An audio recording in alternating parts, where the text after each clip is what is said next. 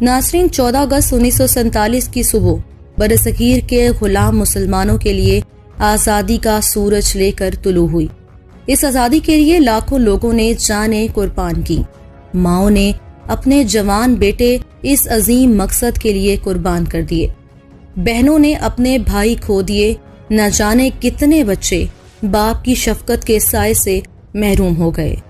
بزرگ، بچے، جوان، سب کی زبان پر ایک ہی نعرہ تھا، بن کے رہے گا پاکستان، لے کے رہیں گے پاکستان۔ پاکستان بنانے کے لیے لاکھوں لوگوں کی دی جانے والی قربانی کو تاریخ کبھی فراموش نہیں کر سکے گی۔ ناظرین، جہاں ایک طرف انگریزوں سے آزادی کے لیے برصغیر کے مسلمان اپنا تن من دھن قربان کر رہے تھے، وہیں کچھ ایسے مسلمان بھی تھے جو پاکستان بننے کے خلاف تھے۔ یہ تھے تو مسلمان ہی، لیکن سوچ کے اعتبار سے یہ ہندوؤں کے ساتھ کھڑے تھے۔ یہ انگریزوں سے تو آزادی چاہتے تھے، لیکن ہندوؤں سے دور ہونا نہیں چاہتے تھے۔ یہ چاہتے تھے کہ برصغیر کے مسلمان اور ہندو مل کر رہیں۔ لیکن قائد اعظم ایک دور اندیش انسان تھے۔ وہ جانتے تھے کہ انگریزوں سے آزادی کے بعد اگر ہم ہندوؤں کے ساتھ رہے تو ہندو ہمارا جینا مشکل کر دیں گے۔ مسلمانوں کو کبھی مذہبی آزادی حاصل نہیں ہوگی۔ مذہب کے نام پر نفرت کا نشانہ بنایا جائے گا۔ عمر بھر مسلمان یہاں سسکتے رہیں گے۔ یہی باتیں قائد اعظم نے پاکستان کی مخالفت کرنے والے مسلمانوں کو سمجھانے کی کوشش کی، لیکن انہوں نے قائد اعظم کی ایک نہ مانی اور مسلم لیگ کے مقابلے میں کانگریس کے ساتھ کھڑے رہے۔ ہندوؤں کی باتوں میں آ کر انہوں نے پاکستان مخالف نعرے لگائے اور ہندوؤں کا ساتھ دینے کا فیصلہ تو کر لیا، لیکن بعد میں یہی فیصلہ ان کے لیے پچھتاوے کا باعث بن گیا۔ ناظرین، کیا آپ جانتے ہیں کہ پاکستان کی مخالفت کرنے والے وہ مسلمان کون تھے؟ کس مسلمان نے قائد اعظم کو پاکستان بنانے سے روکنے کے لیے ایڑی چوٹی کا زور لگایا تھا؟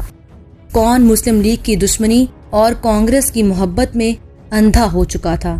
ان سب کے بارے میں تفصیلی طور پر جاننے کے لیے ویڈیو کو آخر تک ضرور دیکھیں۔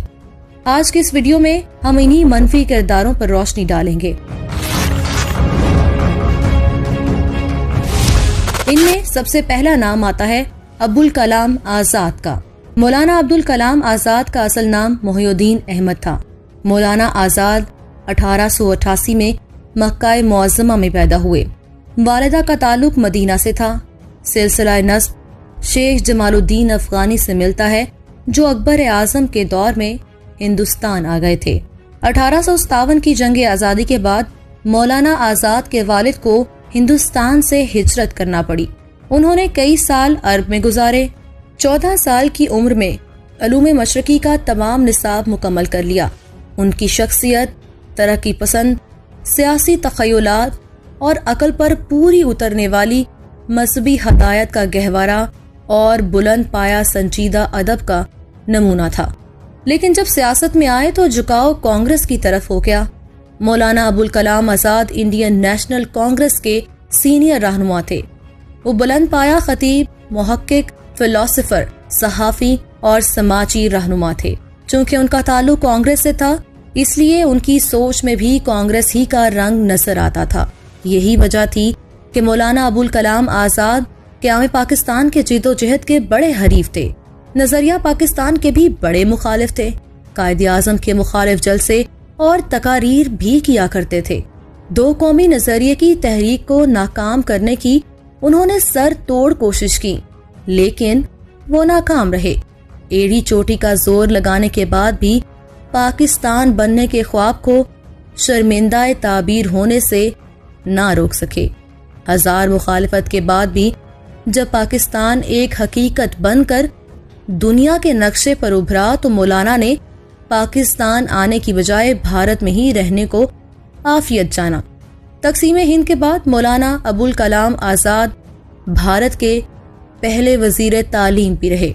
ان کے یوم پیدائش کو ہندوستان میں قومی یوم تعلیم کے طور پر منایا جاتا ہے۔